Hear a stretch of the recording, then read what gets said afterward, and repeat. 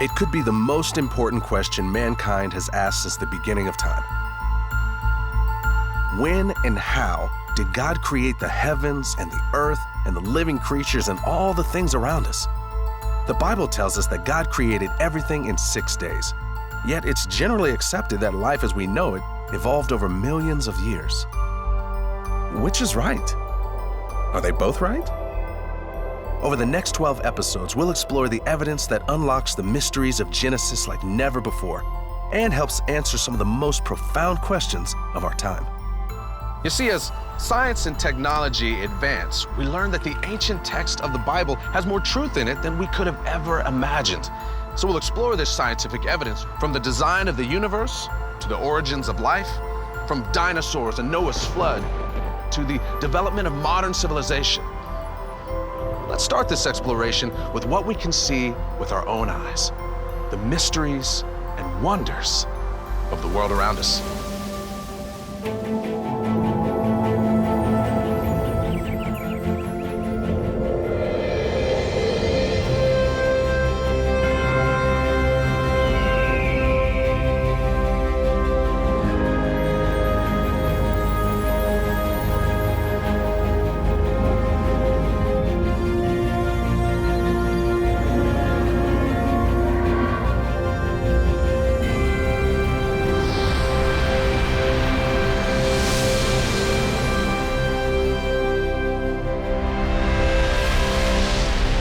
What do you see when you look at the world?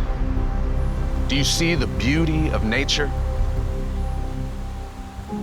Do you see the patterns on the wings of butterflies? Do you see the rhythm and order in the rising and setting of the sun, or the ebb and flow of the tide? To understand how the world came to be, how we came to be, we have to consider the fundamental question. Was the universe designed, or did it just happen? Hi, I'm Marcus Lloyd, and in this series we will tackle this question in a way that you might not be used to. We'll explore these and other mysteries of the very first book of the Bible, the book of Genesis.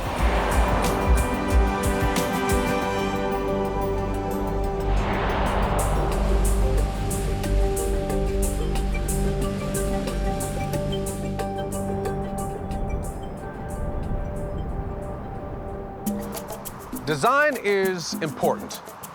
You see, when we consider the world around us, people, atoms, plants, animals, outer space, do we see randomness or do we see design? Is all of this around us simply happening by chance? Or did some designer plan it?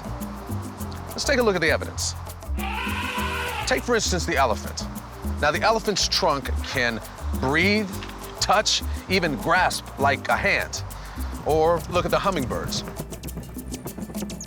They have a unique design that allows them to hover, to fly sideways, to fly backwards with wings that beat at 80 beats per second. Accident or design? When we look around at the big picture, we see only a few major types of creatures based mostly on where and how they live. We see water creatures, air creatures, land creatures, and man. In 1735, Carl Linnaeus grouped animals, plants, and even minerals into different categories based on their similarities. It's the hierarchy and classification system that's still used today. He noticed that all mammals share certain characteristics, same for birds. The point is that there are over 1 million species of living things, and others still undiscovered. But even with all this vast diversity, all living things can be grouped or clustered into just a few types. Why do so many diverse branches of life share so many characteristics? Why is there similar design?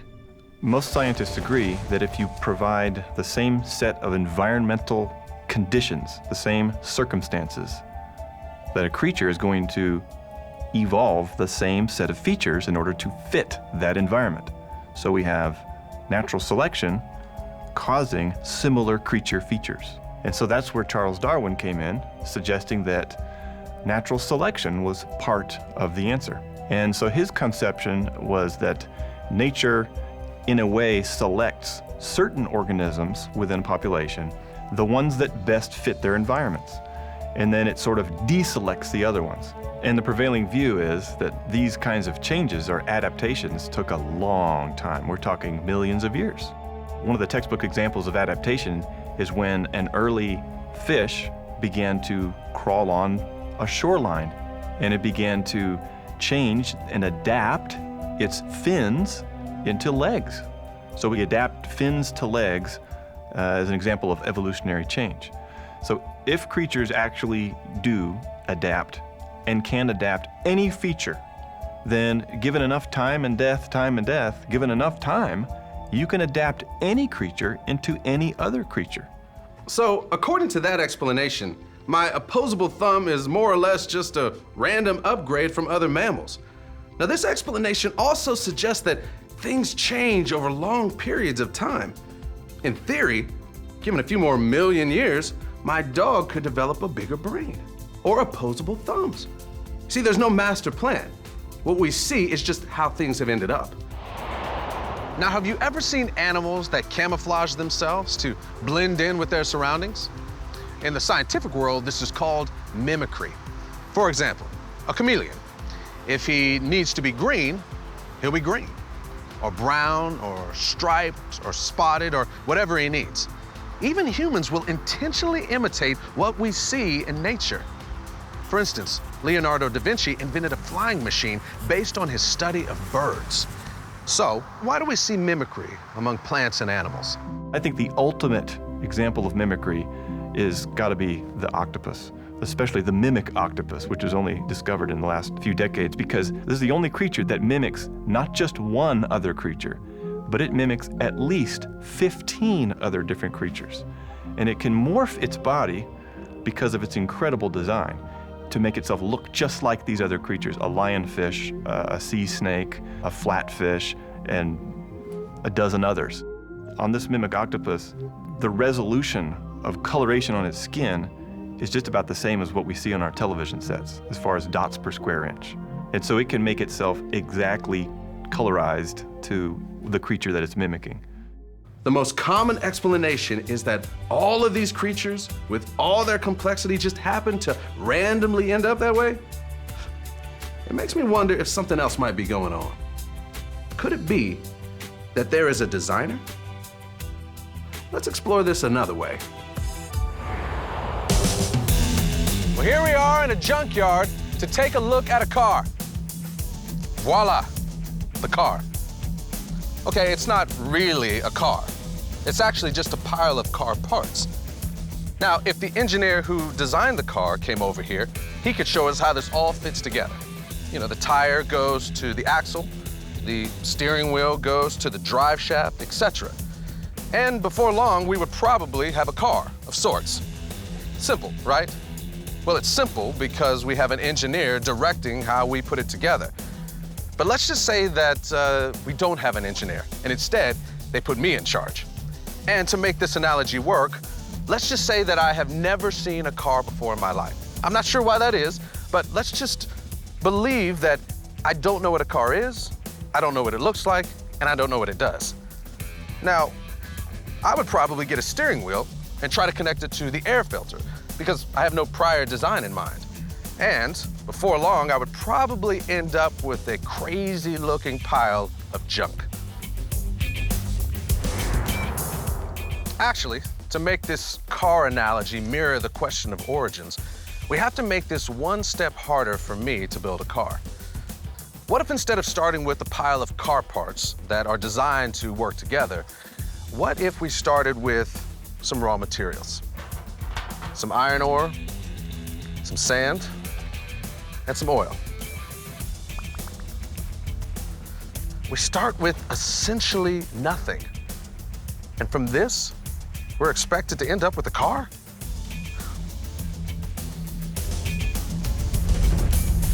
You know, instead of randomness creating a crazy pile of parts that you call a car, this is what design can accomplish.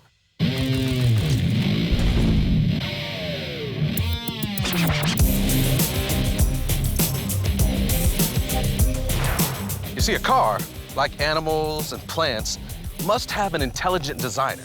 There's just too much complexity for it all to have happened just randomly.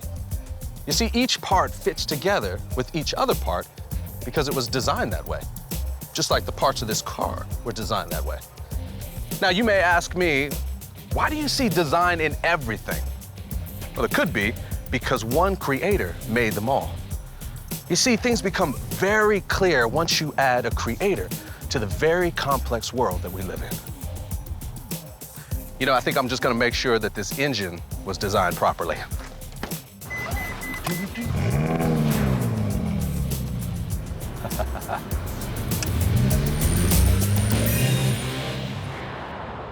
I wonder if scientists ever analyze beauty in a lab.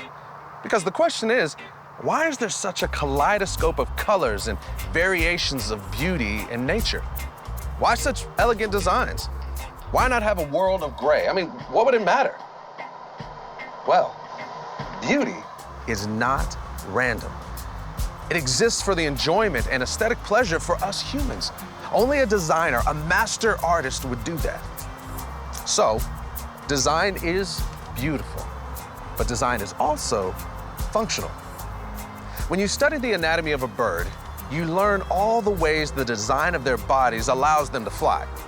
They have hollow bones that make them lighter. Their respiratory system is different in that it flows in just one direction to make breathing more efficient as they fly. Their wings are just long enough to lift and soar based on the weight and size of the bird's torso. Yet one mystery remains: feathers. There's no evidence of any change over time or intermediate steps where birds gradually grew feathers. Feathers just appeared when birds appeared, fully functional with just the right aerodynamics so birds can fly. How do you explain that? All scientists agree that there's such a thing as adaptation. But creation scientists would say that animals only adapt within their own kind. Horses to zebras, Great Danes to cockapoos, but not from one kind to another kind. They would say that adaptation doesn't come from an external source. It's built into the DNA of every living thing. Our DNA contains the program that runs our body. This ability to adapt is encoded in that DNA. Nature doesn't select. It's part of the design of every living thing. In a sense, DNA is a blueprint. It contains the instructions to make 2 arms, 2 legs, 10 fingers, 10 toes, and so forth. But it does so much more than that. You have embedded in that code the tools, the tool kit, the toolbox that executes that plan, all rolled into one molecule. And in addition to that, so this is really a chemical language at the submicroscopic level. Blueprint, toolbox, it also functions as an information processor. So if it takes that much intelligence to do each of these functions, each of these objects, each of these roles separately, how much more intelligence would it take to combine them into one? And so therefore, how much more intelligence must have been behind the origin of this first molecule? So, are we to believe that nature randomly created all these elements that allow the octopus to change into a near infinite variety of colors? No, we're looking at the creator's handiwork, hard at work in the DNA of a complex, beautiful creature. Now, perhaps the most striking example of design is reproduction. Evolution is not the explanation for what we see in reproduction. When we flip it around on the positive side, we see another profound evidence for design. So we begin all humans begin as a single cell. Sperm meets egg, male and female, and now you have the zygote in technical terms. And that has within itself all the instructions for building the body. So anyone who's cracked a cell biology book, and any cell biologist should know, when they're looking at the cell, we're not looking at the product of time and chance and of evolution and random changes. We're looking at a superintelligence. It only can be a superintelligence who's put this together in the first place. There really is no other rational explanation for something that profound inside you and I. Now, most naturalistic scientists depend on the critical evidence of transitional forms, sometimes called the missing links. Some theories say when a fish evolved into an amphibian, it did so with random processes over millions of years. And as the fish moved to becoming an amphibian, it would have changed into transitional creatures that appeared for a short time along the way. These transitional forms were no longer just fish, but they weren't yet fully formed into an amphibian. They are the missing links in the process. Now, let's take a look at the evidence. Okay, I have a special treat for you. I'm going to show you all of the fossils that have been found of these undisputed transitional forms and missing links. The creatures that are halfway between fish and amphibian. The amphibifish. The transition from reptile to mammal, ape to man. Here, take a look.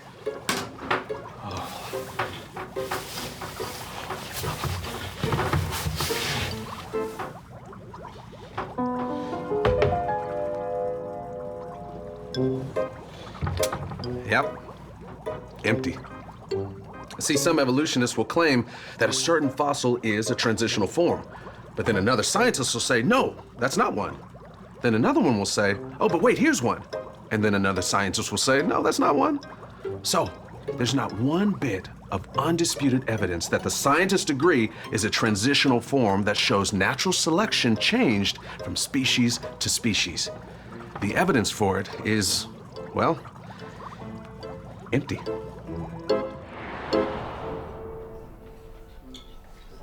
Okay, let's review. When we look at our world, what do we see? Random accident or design? See, we talked about the theories about natural selection and the random processes that supposedly made, well, everything. And we talked about the evidence that points to a grand design. Now, throughout our discussion, there's someone we've sort of talked around. And of course, that's God. What does he have to say about it? Let's take a look. You see, the Bible reveals things about God. We learn by looking at his creation. If he does exist, man, he's got to be really smart. The brilliant scholar Paul did what we did. He looked at the world around him to decide whether this was all random or the work of God, the designer. He told the Roman believers and us that his invisible attributes, namely his eternal power and divine nature, have been clearly perceived ever since the creation of the world and the things that have been made. You see, God is wise, and that's one of the things we would expect a creator to be. God laid out for us in the first chapter of Genesis the steps he wisely took to create the world.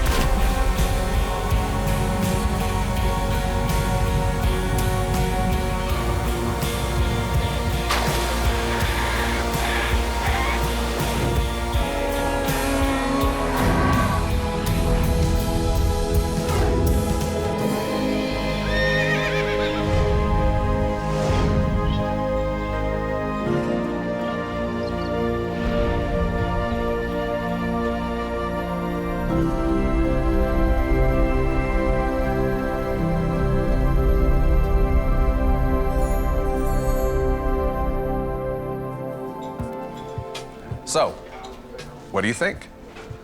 The creation scientist explains our complex world with just one assumption that pretty much justifies what we see. In fact, there's a principle called Occam's razor that says if you have competing ideas, The one with the fewest assumptions is the logical choice. Or you could just say, keep it simple. Now, it's looking to me like there is a creator. But I can understand you might be saying, I look around and I also see death, decay, and ugliness. Did God do that also? Or you might be saying, what about the fossils, the dinosaurs? These are all great questions, and we'll get to that. A more important question might be, if the world was planned and purposed by God, what does that say about you? Our world didn't happen by chance. It was both planned and purposed by God. He promises that. As I have planned, so shall it be. And as I have purposed, so shall it stand. Recognize the designer who made you and walk in the works he has purposed for you. Now, having seen the beauty and wonder of nature with your own eyes, perhaps you see the design of the universe, and you'll wonder, what more is there to know? As technology advances, we get ever closer to the answers. How did life begin? What happened after Noah's flood? Where do dinosaurs fit in? Did the universe explode into existence, or will the evidence lead us to another conclusion? Keep watching as we explore these questions and unlock the often surprising mysteries of Genesis.